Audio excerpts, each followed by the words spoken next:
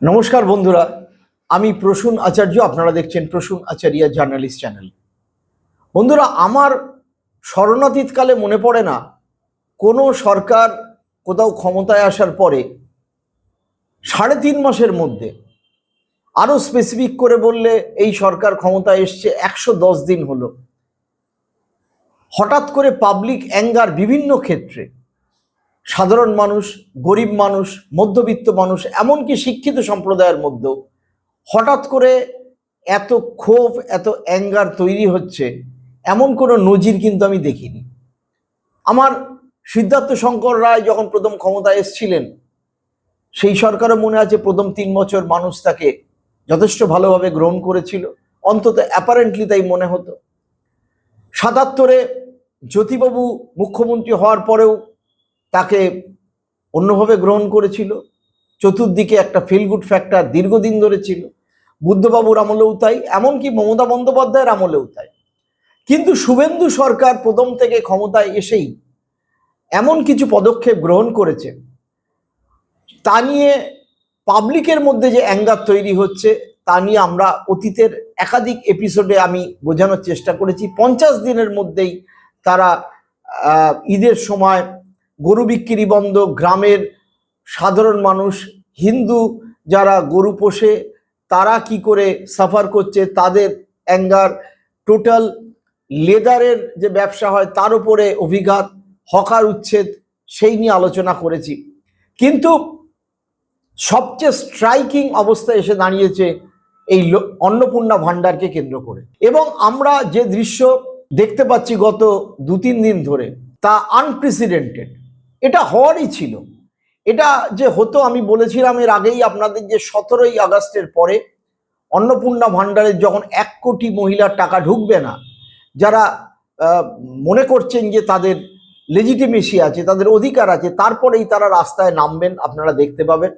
এবং সেই দৃশ্য ক্রমাগত বাড়তে বাড়তে গতকাল শুক্রবার আমরা দেখতে পেলাম যে গোটা রাজ্য জুড়ে এমন এক অবস্থা তৈরি হয়েছে, মহিলারা সংগঠিত নন, কিন্তু হেন জায়গায় নেই। শিলিগুড়ি, ময়নাগুড়ি, কোচবিহার, তমলুক, সোনারপুর, বিরাটিতে রেল অবরোধ, বেহালা, চণ্ডীতলা, বাঁকুড়া, বিষ্ণুপুর, পুরুলিয়া, মালদা, সর্বত্র মহিলারা রাস্তায় নেমে বিক্ষোভ দেখাচ্ছেন। তাদের একটাই বক্তব্য, অমুক তো পেয়েছে, আমি তাহলে পেলাম না কেন? ওর তো পাকা বাড়ি, আমার তাহলে পেল না কেন? আসলে মমতা বন্দ্যোপাধ্যায় এই সবাইকে দিতে গিয়ে ব্যবস্থাটা এমন করেছিলেন যে, এবং বাড়াতে বাড়াতে সংখ্যাটা শেষ পর্যন্ত তিনি 2,42,00,000 মহিলার নাম নথিভুক্ত করেছিলেন। এবং এই বিজেপির এই ডবল ইঞ্জিন সরকার, অমিত শাহ, শুভেন্দু অধিকারী, শ্রমিক ভট্টাচার্যদের ভুল বলুন বা ইচ্ছাকৃতভাবে তারা করুন, আমি বলবো, তারা বলেছিলেন লক্ষ্মীর ভাণ্ডার যারা পাচ্ছেন তারা সকলে অন্নপূর্ণা ভাণ্ডার পাবেন। তখন কিন্তু একাধিক ভিডিওতে আমি বলেছিলাম, আপনারা যারা আমার নিয়মিত দেখেন, যে এখানে কিন্তু একটা ক্রাইটেরিয়া করার কথা কিন্তু ছোট করে তাদের লিফলেটের মধ্যে লেখা আছে, আর্থিক ক্রাইটেরিয়া, এবং সেটাই তারা করেন। ইউনিফর্ম না করার ফলে 1,20,00,000 মানুষকে যদি তারা দিয়ে থাকেন, আমি যদি ধরি যে 10 লক্ষ, 15 লক্ষ বা 20 লক্ষ বেআইনিও হয়, তাহলে 1 কোটি মহিলা যারা মনে করছেন লেজিটিমেট আমরা, তারা বাদ পড়ে গেছে। এবং এই 1,500 টাকাটা বাড়িয়ে 3,000 টাকা করা হয়েছে। সামগ্রিকভাবে যে টাকাটা ছিল টোটাল, মমতা বন্দ্যোপাধ্যায় লাস্ট বাজেটে বলেছিলেন 42,000 কোটি টাকা ধরা হয়েছে, কিন্তু তার মূলত ছিল 32,000 কোটি টাকা। শুভেন্দু অধিকারী সরকার সেটাকে বাড়িয়ে 35,000 কোটি টাকা করেছে।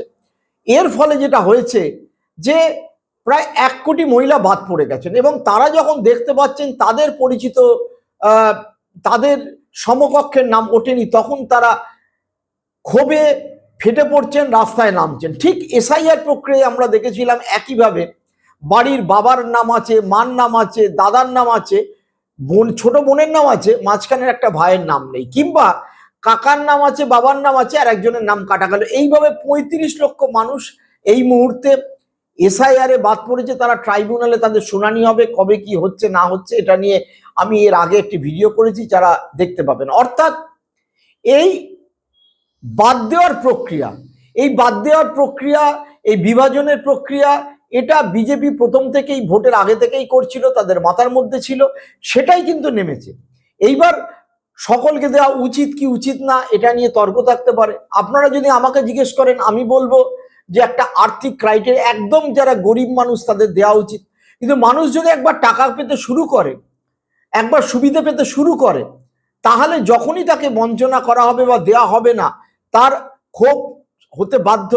এবং মহিলারা যেটা নেমে বলছেন যে উনি তো বলেছিলেন সবাইকেই দেওয়া হবে, তাহলে কেন এটা হচ্ছে, এইখানেই মূল প্রশ্ন। এবং সবচেয়ে বড় কথা হচ্ছে, সারা রাজ্যে শুধু বিক্ষোভ হচ্ছে না, যে কর্মীরা নির্মল সাথীরা এই নাম তোলার কাজে যুক্ত ছিলেন তাদের ওপর গিয়ে মানুষ হাঙ্গামা করছে, তাদেরকে বাজে কথা বলছে, একাধিক তার ভিডিও ফুটে উঠছে, এবং এটা সামলানোর প্র্যাকটিক্যালি ক্ষমতা প্রশাসনে দেখা যাচ্ছে না।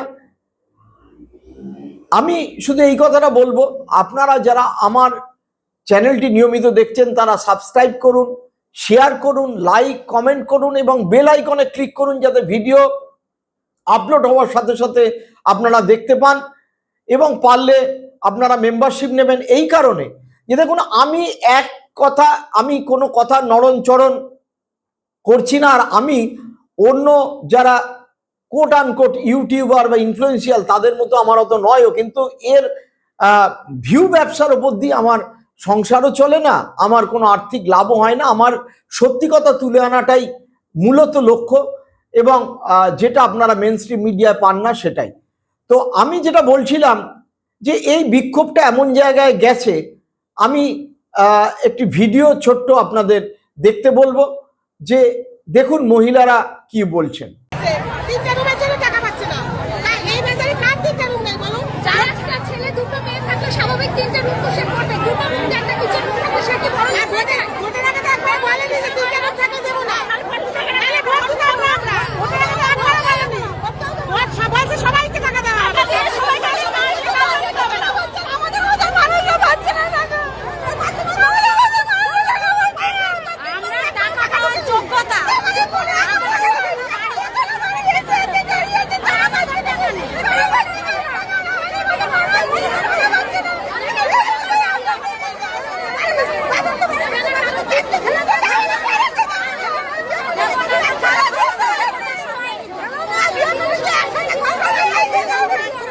আপনারা দেখলেন মহিলারা কি বলছেন, এবং অবস্থাটা এমন করুণ জায়গায় গিয়েছে যে অগ্নিমিত্রা পল, যাকে আমরা সব ব্যাপারে দেখছি, সে রাস্তার ধারে ফুটপাতের হকার, কোথায় পাখির খাঁচা থেকে মানে মুরগির খাঁচা থেকে পায়রা বার করে ছেড়ে দিচ্ছেন তিনি পর্যন্ত পশ্চিম মেদিনীপুরে যখন গেছিলেন অফিসে, সেইখানে বিক্ষোভের মুখে পড়েন মহিলাদের, এবং মহিলারা তাকে যেভাবে বিক্ষোভ দেখায়, প্রশ্ন করে, তিনি বলেন না সবাই পাবেন। তারপর তিনি বলেছেন যে এটা তৃণমূল সংগঠিত করছে। তৃণমূলের এখন এমন অবস্থা নেই, মমতা বন্দ্যোপাধ্যায় কালীঘাটের বাড়িতে এমনভাবে ঢুকে রয়েছেন, হয়তো তার ভোট আছে, কিন্তু তৃণমূলের সেই সাংগঠনিক অবস্থা এই মুহূর্তে বিরাজ করছে না যে তারা সংগঠিতভাবে প্রতিবাদ অর্গানাইজ করবেন। একদিকে এই রকম যখন পরিস্থিতি, তখন অমিত শাহ শুভেন্দু অধিকারীকে বলছেন 43% তিনি কাজ করে ফেলেছেন। আমরা মমতা বন্দ্যোপাধ্যায় সরকার আসার পর দেখেছিলাম তিনি এক সময় বলছেন প্রায় 100% কাজ হয়ে গেল, প্রায় সেই পথেই চলছেন। আমরা এই নিয়ে আলোচনা করব, এবং সরকার কিভাবে কাজ করছে, কেন সরকার ফাংশন করতে ব্যর্থ হচ্ছে তা নিয়ে আলোচনা করব। কথা হচ্ছে, আসলে এই সরকারটা এসেছিল এমন কিছু প্রচার করে, যে প্রচারের সাথে বাস্তবে সম্পর্ক ছিল না। আপনাদের মনে আছে নিশ্চয়ই যে 1 কোটি রোহিঙ্গা মুসলিম পশ্চিমবঙ্গে রয়েছে, তাদের আইডেন্টিফাই করে তাড়ানো হবে, পরে সেই সংখ্যাটা 1.5 কোটি 2 কোটিতে পর্যন্ত চলে গেল। কিন্তু আজকে প্রায় 3.5 মাস হতে গেল, 1 কোটি রোহিঙ্গা 1 কোটি বাংলাদেশি মুসলিম তো দূরস্থান, তারেককে কি করে বাংলাদেশের প্রাইম মিনিস্টারকে আনা যায় দিল্লিতে, তার জন্য তদবির শুরু হয়েছে। দীনেশ ত্রিবেদীকে পাঠানো হয়েছে ওইখানকার হাইকমিশনার করে, এবং ভারত বাংলাদেশের সাথে মোদী সরকার সম্পর্কের উন্নতি ঘটানোর চেষ্টা করছে একেবারে জিওপলিটিক্যাল কারণে। কারণ এইখানে পাকিস্তান একটা জিওপলিটিক্যালে ক্ষেত্রে যেটা মিডিয়েটরের ভূমিকা পালন করছে ইরান এবং আমেরিকার মধ্যে, যেটা পালন করা উচিত ছিল ভারতের। অর্থাৎ বৈদেশিক নীতির ক্ষেত্রে মোদী সরকার যেখানে আটকে গেছে, সেই আটকে যাওয়া থেকে পরিত্রাণ পেতে তারেকের তারা শরণাপন্ন হচ্ছে। তারেক যদি তাদের কাছে আসে এবং তার জন্য হঠাৎ করেই বাংলাদেশে তাদের সম্পর্ক উন্নতি করতে হচ্ছে। কারুর মুখে আপনারা শুনেছেন শুভেন্দু অধিকারী, শ্রমিক ভট্টাচার্য, অগ্নিমিত্রা পাল, অমিত শাহ যে 1 কোটি রোহিঙ্গা মুসলিম, আপনাদের এই প্রশ্নটা করা উচিত যে 1 কোটি রোহিঙ্গা মুসলিমকে তাড়ানোর কথা বলে হিন্দু মুসলিম করে ক্ষমতায় যারা এসছিলেন তারা কোথায় গেলেন? ঠিক এই একইভাবে তারা কিন্তু সবাইকে বলেছিলেন অন্নপূর্ণা ভান্ডার দেবেন, কিন্তু সেটা দেওয়া সম্ভব ছিল না, সেটা দেওয়া করা যেতেও না। আমরা সরকারটা কিভাবে চলছে সেটা দেখতে পাচ্ছি।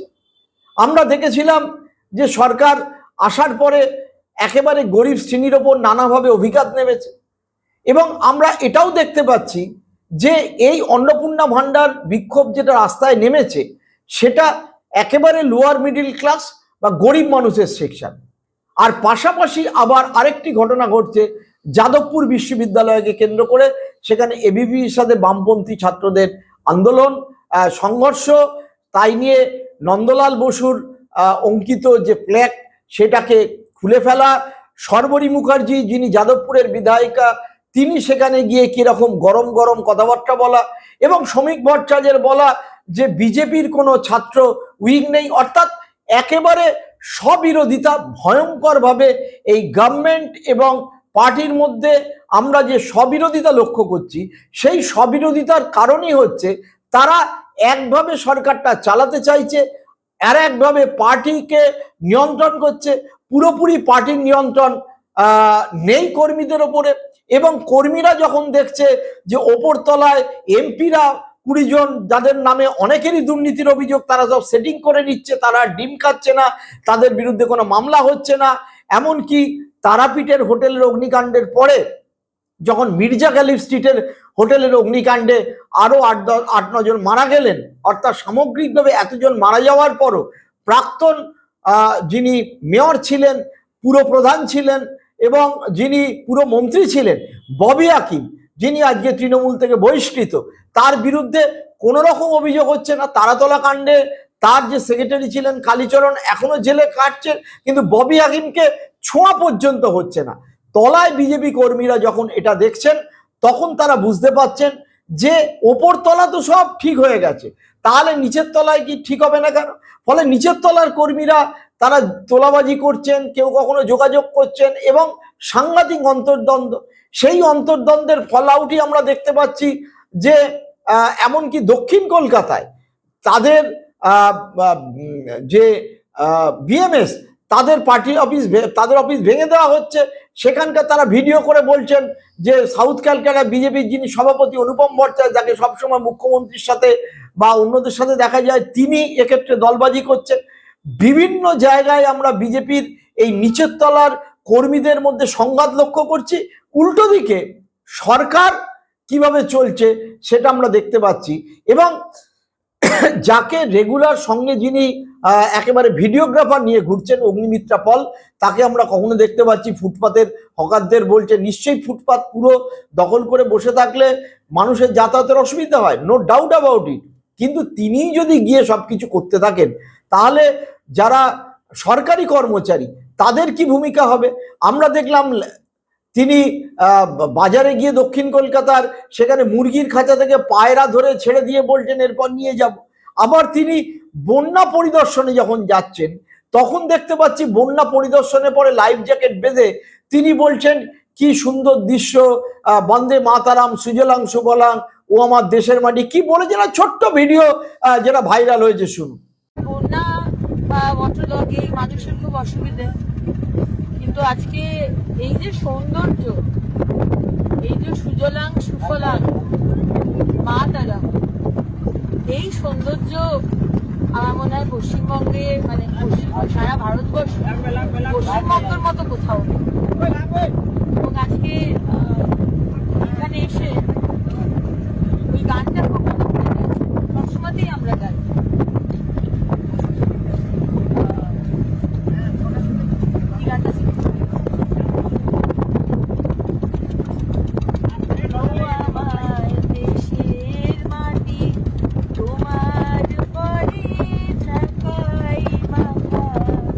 অর্থাৎ সরকারের কাজের ওপরে মানুষের ক্ষোভের সৃষ্টি হচ্ছে। এবং এই ভিডিওটা দেখার পরে আমি দেখেছি ওইখানকার মানুষদের মধ্যে সাংঘাতিক প্রতিক্রিয়া হয়েছে, বিশেষ করে হলদিয়া এবং তৎসংলগ্ন অঞ্চলের। তারা বলছে মন্ত্রী এসেছিলেন, চলে গেছেন। শুভেন্দু অধিকারীকে আমরা দেখেছি তিনি হেলিকপ্টারেই যথারীতি বন্যা পরিদর্শন করছেন। অর্থাৎ সামগ্রিকভাবে 100 দিনে তিনি এই সরকারটাকে যতই নম্বর দেওয়া হোক না কেন, সামগ্রিকভাবে এই সরকারের ওভারঅল কাজকর্মের উপরে মানুষের একটা ক্ষোভের সৃষ্টি হয়েছে। এবং সেই ক্ষোভের অন্যতম কারণ হচ্ছে তারা যে ন্যারেটিভে গভর্নমেন্টটা চালাতে চাইছে, তারা যে ন্যারেটিভে পার্টিটাকে চালাতে চাইছে, সেই ন্যারেটিভটা একেবারেই হচ্ছে হিন্দু মুসলমানের ন্যারেটিভ। সেই ন্যারেটিভে শ্যামাপ্রসাদকে তুলে ধরা হচ্ছে নেতাজির ওপরে, সেই ন্যারেটিভে রবীন্দ্রনাথকে ডাউন করে বঙ্কিমচন্দ্রকে তুলে ধরা হচ্ছে, জনগণমন থেকে বন্দে মাতরমকে বেশি স্থান দেওয়া হচ্ছে, সেই ন্যারেটিভে তিতুমিরের ওপরে তার স্ট্যাচু ভাঙা হচ্ছে। আমরা সেটা দেখেছি বনগাঁয়, আমরা সেটা দেখেছি তাহেরপুরে, আমরা আবার দেখেছি তিতুমির যে কক্ষ উত্তর 24 পরগনা জেলা পরিষদের, সেখানে গিয়ে কিছু হিন্দুত্ব মানে বিজেপি কিছু লোক তারা নানাভাবে আরএসএস এর নানা সংগঠন তারা গিয়ে ওখানে শ্যামাপ্রসাদ কক্ষ লিখে দিচ্ছেন। এই কাজগুলো হচ্ছে, কিন্তু সরকারের বিভিন্ন যে কাজ মানুষ এক্সপেক্ট করে সরকারের কিছু কাজ হবে, সেই কাজগুলো কিন্তু সেভাবে হচ্ছে না। ফলে তার সামগ্রিকভাবে ক্ষোভটা এসে পড়ছে। এবং এই ক্ষোভটা পাবলিক, এই অ্যাঙ্গারটা পথে ঘাটে রাস্তা দোকানপাটে আলোচনা হচ্ছে। মূল্যবৃদ্ধি ঘটছে, চিনির দাম 45 টাকা থেকে যখন 65 টাকায় পৌঁছে যাচ্ছে, সর্ষের তেলের দাম 180 টাকা থেকে যখন 210 টাকা পৌঁছে যাচ্ছে, তখন শুধু দিল্লিকে গালাগাল দিলে তো হবে না। ডাবল ইঞ্জিন সরকার, দিল্লিও অভিযুক্ত, এরাও অভিযুক্ত। অর্থাৎ মানুষের দৈনন্দিন প্রত্যেকটা কাজ, প্রত্যেকটা তার জীবন চলার ক্ষেত্রে তারা যখন আর্থিক সংকটে পড়ছে, সেই আর্থিক সংকটটা থেকে যদি তাদেরকে এই সরকার কোনো রিলিফ দিতে না পারে, তাহলে সরকারের উপর মানুষের অ্যাঙ্গার বাড়তে বাধ্য। এবং দুটো শ্রেণীর মানুষই ক্ষুব্ধ হচ্ছেন। এক, গরিব মানুষ যারা গরু বিক্রি করতে পারেননি, যারা হকার, যারা অন্নপূর্ণা ভাণ্ডার পেলেন না। আর এক শ্রেণীর মানুষ যারা উচ্চবর্ণ, উচ্চবিত্ত, ফ্ল্যাট বাড়িতে থাকেন, যাদবপুরে পড়েন, প্রেসিডেন্সিতে পড়েন, তাদের ছেলেমেয়েরা পড়াশোনা করে বাইরে চাকরিতে যায়, তারা মনে করছেন, তারা বিজেপিকে আশা করে ভোট দিয়েছিলেন, তারা স্বপন দাশগুপ্তকে মনে করে ভোট দিয়েছিলেন, তারা বুঝতে পারেননি এই রকমভাবে তাদের ছেলেপিলেরা আক্রান্ত হবে। এবং এই পর্যায়ে আমরা বিজেপির মধ্যে যে ডাইকোটমি দেখছি, যে দ্বন্দ্ব দেখছি, সেটা একটা অস্বাভাবিক।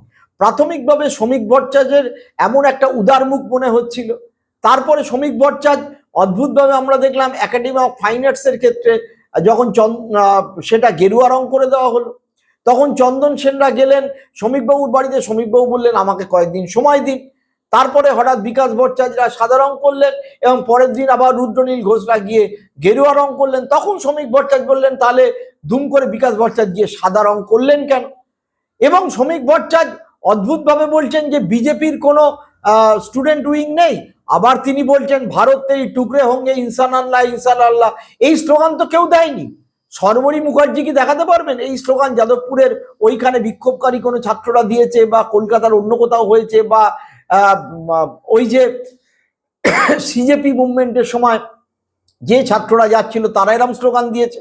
এই স্লোগান হয়নি। শ্রমিক ভট্টাচার্য বলছেন একই সাথে যে আমাদের কোনো স্টুডেন্ট উইং নেই, আবার বলছেন এটা হলে ছেড়ে দেওয়া হবে না। প্র্যাকটিক্যালি শ্রমিক ভট্টাচার্য এত রকম কথাবার্তা বলছেন যে তার যে একটা মুখ না মুখোশ, সেটা ক্রমই খুলে যেতে বলেছে। এবং এই অবস্থায় আমরা দেখতে পাচ্ছি বিজেপির সমর্থক হতে পারে, তারা কর্মী হতে পারে, বা সরাসরি বিজেপির কর্মী নাও হতে পারে, কিন্তু আরএসএস এর বিভিন্ন সংগঠন, হিন্দুত্ববাদী বিভিন্ন সংগঠন, তারা সংগঠিত হয়ে কখনো লেনিনের মূর্তি ভাঙতে যাচ্ছে, কখনো রাহুল সংকীর্তনের মূর্তি ভেঙে দিচ্ছে আসানসোল থেকে, তারা কখনো আম্বেদকরের মূর্তি ভেঙে দিচ্ছে, তারা কখনো নেতাজির মূর্তিকে কালিমা লিপ্ত করছে। এই রকম একটা অদ্ভুত পরিস্থিতি পশ্চিমবঙ্গে সৃষ্টি হয়েছে। অর্থাৎ আমি যেটা বোঝাতে চাইছি, এবং পুলিশ অধিকাংশ ক্ষেত্রেই নীরব দর্শকের ভূমিকা নিচ্ছে। তার মানে দুটো জিনিস একসাথে ক্লাব করে গেছে। দুটো জিনিস কি ক্লাব করছে? আমি এই প্রসঙ্গে ল অ্যান্ড অর্ডারটা তুললাম না, বারুইপুরের কাণ্ড বা আমরা যেটা দেখেছি কংগ্রেসের কিভাবে কর্মী খুন হলেন নাকাশিপাড়ায় সেটা, বা আমাদের হালিশহরের যে কাণ্ড, সেটা আমি এই মুহূর্তে তুলে ধরতে চাইছি না। কিন্তু ল অ্যান্ড অর্ডারের পাশাপাশি প্রাথমিকভাবে বিজেপির যে আভ্যন্তরীণ দ্বন্দ্ব, বিশেষ করে তারা যে কোন পথে যাবে, কোন কথাটা বলবে, স্বপন দাশগুপ্ত এক কথা বলছেন, শ্রমিক ভট্টাচার্য সর্বরী আর এক কথা বলছেন, আবার শুভেন্দু অধিকারী এক কথা বলছেন, অগ্নিমিত্রা প্রল তার দিকে সাপোর্ট করছেন। পার্টি এবং দলের মধ্যে একটা দ্বন্দ্ব প্রকট আকারে দেখা দিয়েছে এবং কথার কোনো সিমিলারিটি থাকছে না। দলের নেতারা আজকে এই কথা বলছেন, কালকে সেই কথা বলছেন।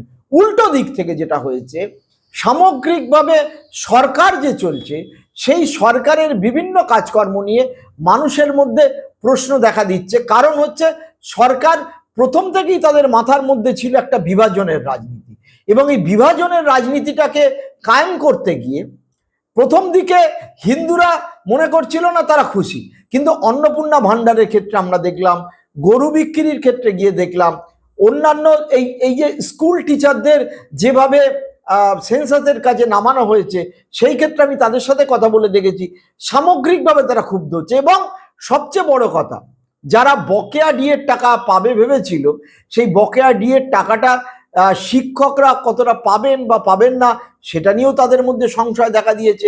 সরকারি কর্মচারীদের এক অংশ যে অসম্ভবভাবে মমতার সমালোচনা করছিলেন, তাদের মধ্যেও কিছু অসন্তোষ দেখা দিচ্ছে। অর্থাৎ সামগ্রিকভাবে সোসাইটির মধ্যে আপার মিডিল ক্লাস, উচ্চবর্ণ যে সেকশনটা বিজেপিকে ভোট দিয়েছিল, এবং একদম গরিব শ্রেণীর যারা বিজেপিকে ভোট দিয়েছিল এই অন্নপূর্ণা ভাণ্ডার পাবে, অথবা হকাররা যারা ভোট দিয়েছিলেন যে আমরা নিশ্চিন্তে ব্যবসা করতে পারবো, বা গরিব মানুষ ভোট দিয়েছিলেন যে জিনিসের দাম নিয়ন্ত্রণ থাকবে, এই দুপক্ষের মানুষই কিন্তু ক্ষুব্ধ হচ্ছেন।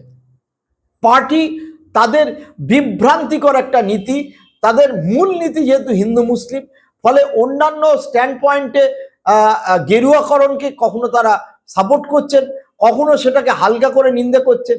আমি তো অদ্ভুত স্বপন দাশগুপ্ত যা বলছেন, আবার অভিজিৎ গাঙ্গুলি যিনি এক্স জাজ ছিলেন এখন সাংসদ, তিনি বলছেন ওই এমব্লেমটা তো আঠা দিয়ে আটকে দিলেই হয়। যাদবপুর একটা নকশালবাদীদের, একটা দেশদ্রোহীদের আখড়া, কি করবেন সেটা আপনারা আগে ঠিক করুন। হ্যাঁ, যাদবপুরের অনেক দোষ ত্রুটি আছে, অতীতেও আন্দোলন নিয়ে অনেক প্রশ্ন আছে। যাদবপুরের ভাইস চ্যান্সেলর একসময় নকশাল পিরিয়ডে খুন হয়েছিলেন, আমরা সেসব জানি। কিন্তু সামগ্রিকভাবে একদিকে দল, একদিকে সরকার, এই দুটোর প্রতি পশ্চিমবঙ্গের সাধারণ মানুষের একটা অদ্ভুত নেগেটিভ ধারণা কাজ করছে, এবং সেই নেগেটিভ ধারণার উপরে একেবারে ঘিতে মানে আগুনে ঘি ঢালার মতো ওই 20 জন এনসিপিআই হওয়া আর ঋতব্রতকে ভালো তৃণমূল করে বাকি ববি হাকিম, তারপরে জাভেদ খান, এদের অরূপ বিশ্বাস, এদের সবাইকে ছাড় পাইয়ে দেওয়া, যেটা এখনো অবধি দেখা যাচ্ছে। তো এই সামগ্রিক ঘটনাটা এটা তো সরকার করেছে, এটা আমরা দেখতে পেয়েছি, এর পেছনে সরকারের ভূমিকা আছে, মানে তারা কোনো রকম অ্যাকশন নিচ্ছে না। আমরা দেখেছি অশোক দিন্দা কিভাবে বলছেন যারা ভালো তৃণমূল তাদের বিরুদ্ধে যেন কোনো বিক্ষোভ দেখানো না হয়। আমরা দেখেছি খোদ চিফ মিনিস্টার তাদের সাথে মিটিং করছেন কিভাবে। তো সামগ্রিকভাবে এই দৃশ্য দেখে রাজ্যবাসী শুধু অসন্তুষ্ট নয়, তারা ক্ষুব্ধ, এবং সেই ক্ষোভেরই বহিঃপ্রকাশ ঘটছে। এবং সত্যি কথা বলতে কি, রাস্তাঘাটে ট্রাম তো খুব কমে গেছে, বাসে, ট্রেনে বা অন্যত্র সর্বত্র আলোচনা হচ্ছে যে এই সরকারের কাজকর্ম নিয়ে মানুষ অসম্ভব অসন্তুষ্ট হয়ে পড়েছে 3.5 মাসে। বিজেপির নেতৃত্বের এটা মন্থন করে দেখা উচিত। তারা কিন্তু আরো 5 বছর ক্ষমতায় থাকবেন, কারণ তাদের সরকার যাওয়ার বা সরকারের ক্রাইসিস সৃষ্টি হওয়ার কোনো সম্ভাবনা আছে বলে আমার অন্তত মনে হয় না।